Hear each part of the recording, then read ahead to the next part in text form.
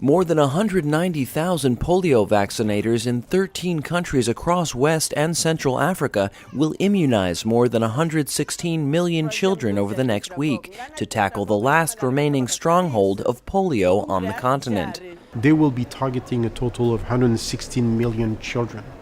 Last year in Nigeria, 4 children were reported with poliomyelitis for the first time in 2 years in Africa.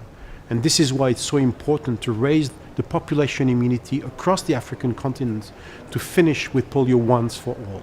The synchronized vaccination campaign, one of the largest of its kind ever implemented in Africa, is part of urgent measures to permanently stop polio on the continent.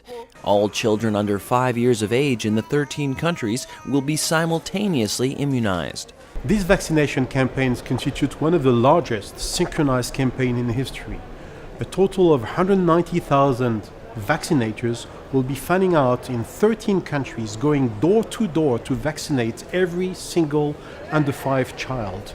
We need to synchronize the campaigns and vaccinate all of the children at the same time so that the virus has nowhere to hide and we can end polio for good in Africa. The polio outbreak in northeastern Nigeria is in fact part of a major humanitarian crisis. This part of northeastern Nigeria is affected by conflict, insecurity, malnutrition, displacement of population, and the polio teams are working very hard there, coordinating with the humanitarian workers to ensure that polio vaccines is delivered together with broader health interventions. According to the WHO, the full engagement of political and community leaders at every level is considered critical to the success of the campaign. It is only through the full participation of this leadership that all sectors of civil society are mobilized to ensure every child is reached.